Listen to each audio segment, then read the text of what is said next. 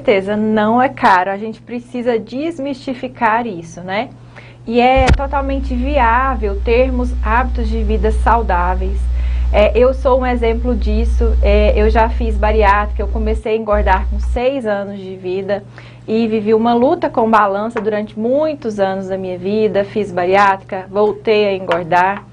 Tenho um filho de 1 ano e recentemente, nos últimos 7 meses, eu emagreci 35 quilos, mesmo com toda a rotina corrida, mesmo com tantos afazeres. Então eu sou um exemplo vivo de que é sim possível. Quem quiser saber mais da minha história, eu tenho até um livro contando que chama Transformada pelo Amor.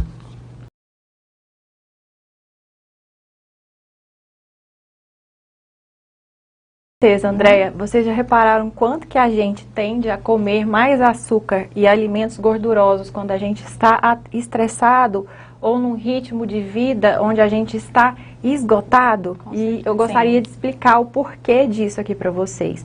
Nós temos 3 mecanismos, o ser humano: buscar o prazer, fugir da dor e economizar energia. Então, o medo mais rápido que o nosso cérebro tem de buscar prazer é através da alimentação. Então, isso é como se fosse, assim, furar a fila, aquele caminho rápido que a longo prazo pode te levar para a colher uma coisa que você não quer colher. Então, o que eu indico para vocês? O doce, ele vai estimular regiões do seu cérebro que a própria droga estimula, né? Então, eu costumo falar que é uma droga legalizada. O açúcar foi feito pelo homem, o açúcar não foi uma criação de Deus, né? Então, o mecanismo mais fácil de você não cair nessa cilada é aprender a lidar com seus sentimentos, que são o problema raiz, né, de quando você está estressada, quando você está numa rotina sufocante. O doce, ele vai te trazer um prazer momentâneo, vai trazer uma produção hormonal que vai te trazer um prazer momentâneo, sim, mas no outro dia, para que você tenha esse mesmo prazer, você vai ter que comer mais doce. Pensa se isso não é droga. Então, o que eu sugiro é que você substitua com hábitos de vida saudáveis e que vão trazer essa mesma produção hormonal que vai te gerar bem-estar. Quais hábitos são eles? Atividade física, oração, meditação, todas coisas simples, mas poderosas. E essas coisas vão te fortalecer para que você não caia na cilada do doce. O nosso organismo, ele é perfeito e maravilhoso, completo. Nós temos todos os recursos dentro de nós. Nós não precisamos buscar isso fora, no doce, na bebida alcoólica, na comida gordurosa. Muito bom. A Bruna falou, só te interrompendo, sobre coisas simples. Muitas vezes... Coisa que é muito comum acontecer, principalmente com quem faz regime ou dieta, ou pessoas ansiosas, é ficar um longo tempo sem comer nada. Depois não, fica com fome, come compulsivamente tudo que vem pela frente. Uhum. Como que a pessoa que vive nessa situação deve agir de maneira correta para ter esse equilíbrio? Então, na verdade, as pessoas falam muito que a restrição gera compulsão. A restrição não gera compulsão. Se você fica um longo período sem se alimentar, isso não vai te gerar um comer compulsivo. Tanto que o jejum é uma prática milenar e muito boa. O que a gente precisa aprender é aprender a lidar com as nossas emoções. O fato de eu casar e estar restrita a um homem só não me faz ficar compulsivamente querendo todos os homens, porque eu fui proibida pelo casamento de ter um só. Então, todo o contexto do ser humano está primeiro no pensamento. O pensamento que gera o sentimento, que vai gerar o meu comportamento e então os meus resultados. Eu queria complementar a questão de como manter os hábitos saudáveis, e eu acho que isso é muito interessante num contexto que a gente está, se vocês me permitem. Assim, as pessoas hoje em dia, elas buscam um milagre. Elas buscam que o resultado caia no colo delas. E a gente tem que entender, né, eu que trabalho com as pessoas, para reeducar as pessoas para um contexto alimentar saudável, eu nem uso o termo dieta, porque a dieta é como se fosse uma proibição. E a gente é feito para ser livre, a gente não quer ser proibido de nada. Então, o que é que não me convém, né, fazer para ter o resultado que eu quero. O que eu tento passar para as pacientes que são 4 passos para a mudança. né? A gente vai começar um estilo de vida novo, a gente é incompetente e inconsciente. A gente não sabe que não sabe. Igual quando a gente é um nenenzinho e a gente não sabe que vai ter que andar. A gente acabou de nascer, a gente não sabe que vai ter que andar. Aí daqui a pouco a gente vira incompetente consciente. Eu já começo a engatinhar, eu olho que as outras pessoas andam e eu começo a querer fazer. A pessoa, quando nos procura querendo mudar de hábito, ela já entendeu que ela tem que mudar, mas ela não sabe como fazer. E aí ela já vai para o próximo nível.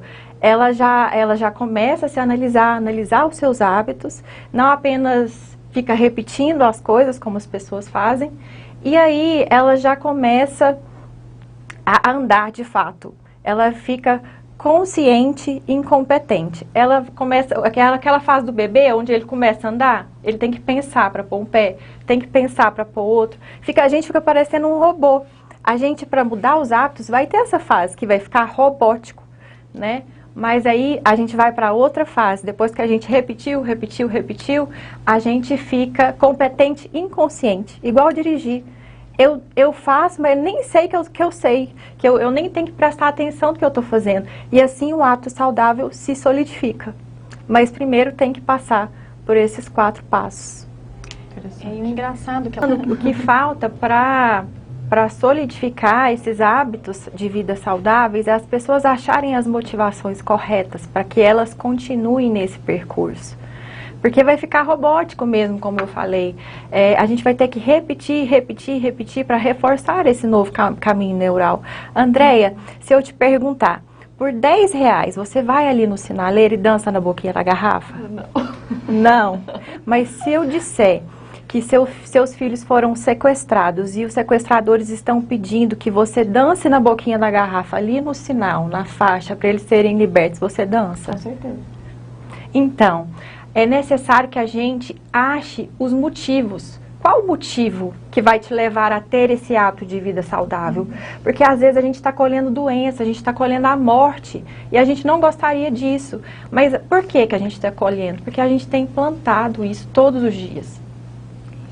É a conclusão. Difícil, né? Controlar e tudo. Criança sem doce é muito difícil controlar, falar não pode. E os hábitos, né? McDonald's e tudo. Como lidar com as crianças, ensinar isso para elas, fazer elas entenderem e aceitar?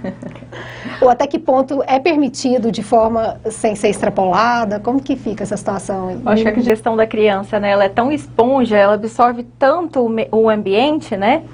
Quando eu estava com 111 quilos, numa fase alcoólatra, bebendo todos os dias, o meu filho estava também inchado, ele estava bem mais gordinho, né?